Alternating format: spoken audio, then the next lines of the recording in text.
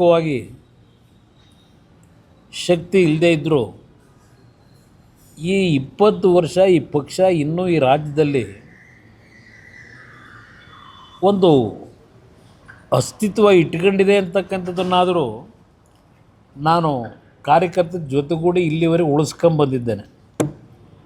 ಬೇರೆ ರಾಜ್ಯಗಳಲ್ಲಿ ಏನು ನಡೀತಾ ಇದೆ ಅಂಥ ಒಂದು ಪರಿಸ್ಥಿತಿಗಳು ನನ್ನ ಪಕ್ಷಕ್ಕೆ ಒಂದು ಸಣ್ಣ ಅವಧಿನಲ್ಲಿ ಕೆಲವು ಮೈತ್ರಿ ಹೆಸರಿನಲ್ಲಿ ರಾಜ್ಯ ಆಳಿದ್ದು ಬಿಟ್ಟರೆ ಒಂದು 18 ತಿಂಗಳು, ಒಂದು 14 ತಿಂಗಳು ಇನ್ನೂ ಈ ಪಕ್ಷದ ಗೌರವ ಉಳಿಸಿದ್ದೇವೆ.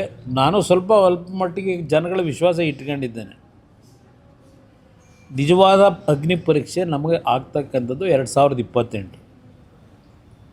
ಹಣಬಲ ತೋಳ್ಬಲದ ವಿರುದ್ಧವೇ ಚುನಾವಣೆ ನಡೆಸಬೇಕು. ನಾವು ಅವರ ಮುಂದೆ ಆರ್ಥಿಕವಾಗಿ ಈಗಿನ ರಾಜಕೀಯದ ಒಂದು ವಾತಾವರಣ ಇದೆಯಲ್ಲ, ಅವ್ರಿಗೆ ಸರಿಸಾಟಿಯಾಗಿ ನಾನು ನಿಲ್ತೀನಿ ಅಂತಕ್ಕಂಥದ್ದು ಏನು ಭ್ರಮೆ ಇಲ್ಲ ನನಗೆ. ಆದರೆ ಒಂದು ವಿಶ್ವಾಸ, ನನ್ನ ಕಾರ್ಯಕರ್ತರು ನಿಷ್ಠಾವಂತ ಕಾರ್ಯಕರ್ತರಿದ್ದಾರೆ. ಶಾಸಕರಾಗಿ ಎಲ್ಲಿ ಹೋಗ್ತಕ್ಕಂಥದ್ದು ಈ ಪಕ್ಷದಲ್ಲಿ ಹಲವಾರು ಪ್ರಕರಣಗಳು ಹಿಂದಿಂದ ನಡ್ಕೊಂಬಂದಿದೆ. ಆದರೂ ಕಾರ್ಯಕರ್ತರು ಈ ಪಕ್ಷ ಏನು ಉಳಿಸಿದ್ದಾರೆ. ಈಗಲೂ ಹೇಳ್ತೀನಿ, ಈ ಪಕ್ಷ ಉಳಿಸ್ತಕ್ಕಂಥದ್ದಕ್ಕೆ ನನ್ನ ಕಾರ್ಯಕರ್ತರು, ನಾನೇನು ಅವ್ರಿಗೇನು ಅಧಿಕಾರ ಕೊಟ್ಟಿಲ್ಲ, ಅವ್ರಿಗೆ ಯಾರಿಗೂ ದುಡ್ಡು ಮಾಡಲಿಕ್ಕೆ ಅವಕಾಶ ಕೊಟ್ಟಿಲ್ಲ.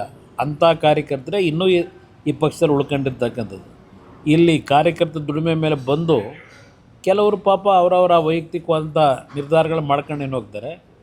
ನನಗೆ ನೆನ್ನೆ ಚುನಾವಣೆಯಲ್ಲಿ ಯಾರು ಕ್ರಾಸ್ ಔಟ್ ಮಾಡಿದ್ದಾರೆ ನನ್ನ ಹತ್ರ ಸಂಪೂರ್ಣ ಮಾಹಿತಿ ಇದೆ, ಸಂಪೂರ್ಣವಾದ ಮಾಹಿತಿ ಇಟ್ಕೊಂಡಿದ್ದೇನೆ. ಅದರಿಂದ ನಾನೇನು ವಿಚಲಿತನಾಗಿಲ್ಲ. ಯಾರ್ಯಾರು ಕ್ರಾಸ್ ಔಟ್ ಮಾಡಿದ್ದಾರೆ ಅಂತಕ್ಕಂಥದ್ದು ಮೊದಲೇ ನಾನು ನಿರೀಕ್ಷೆನೂ ಇಟ್ಕೊಂಡಿದ್ದೆ, ಅದು ಯಾರಿಂದ ಹೋಗುತ್ತೆ ಅಂತ ಇದೆ. ಅದರಿಂದ ಇದೇನು ಈ ಚುನಾವಣೆಯ ಫಲಿತಾಂಶ, ಕ್ರಾಸ್ ಔಟಿಂಗು ನನಗೇನು ಯಾವುದೇ ರೀತಿ ಆಘಾತ, ಅಚ್ಚರಿ ಯಾವುದೂ ಉಂಟು ಮಾಡಿಲ್ಲ. ಮೊದಲೇ ನನಗೆ ಇದರ ಅರಿವು ಇಟ್ಕೊಂಡಿದ್ದೆ. ಅದರಿಂದ ನಾನು ಹೆಚ್ಚಿಗೆ ಈ ಚುನಾವಣೆಯಲ್ಲಿ ನಮ್ಮ ಮೊನ್ನೆ ದೇವಸ್ಥಾನಕ್ಕೆ ಹಾಕೋದೆ ಆರಾಮಾಗಿ. ನನಗೆ ಗೊತ್ತಿತ್ತು, ನಾನು ಸಾಂಕೇತಿಕವಾಗಿ ನನ್ನ ಪಕ್ಷದ ಶಾಸಕರು ಈಗಲೂ ಯಾವ ರೀತಿ ನಡ್ಕೋಬೋದು ಅಂತಕ್ಕಂಥದ್ದನ್ನು ಪರೀಕ್ಷೆ ಆಗಲಿ ಅಂತಲೇ ಇವತ್ತು ಅಭ್ಯರ್ಥಿ ಹಾಕಿದ್ದಾರೆ.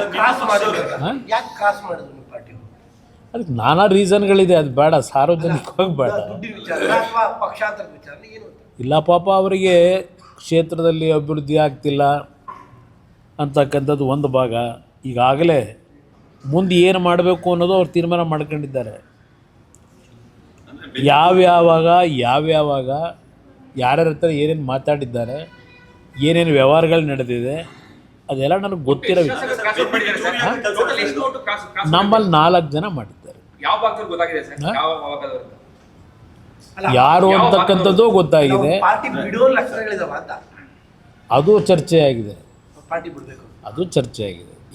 ಹಿಂದೆ ಕಳೆದ 3 ವರ್ಷದಿಂದ ಏನೇನು ನಡ್ಕೊಂಬರ್ತಿದೆ ನಾನು ಗಮನಿಸಿದ್ದೀನಿ, ಏನೇನು ನಡೀತದೆ ಅಂತ.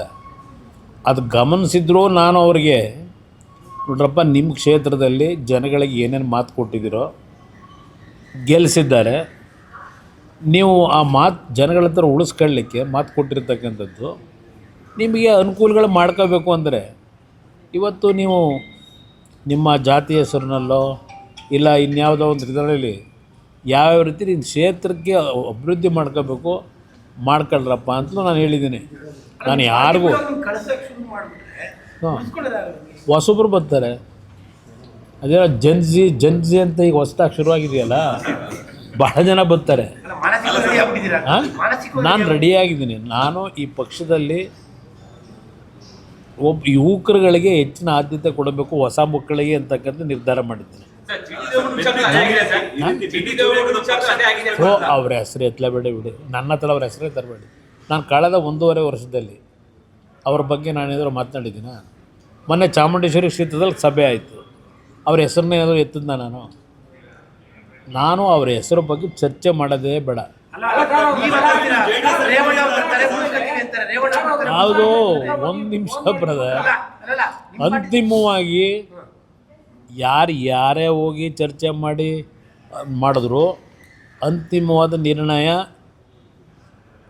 ನನ್ನ ಕಾರ್ಯಕರ್ತರ ಅಭಿಪ್ರಾಯಗಳೇನಿದೆ ಅದನ್ನು ಇಟ್ಕೊಂಡು ನಾನೇ ತೀರ್ಮಾನ ಮಾಡ್ತೀನಿ. ಅಲ್ಲ ಸರ್, ಅವ್ರು ಅವ್ರು ಯಾರು ಬೇಕಾದ್ರೆ ವೈಯಕ್ತಿಕವಾಗಿ ಪಾಪ ಅವರವರು.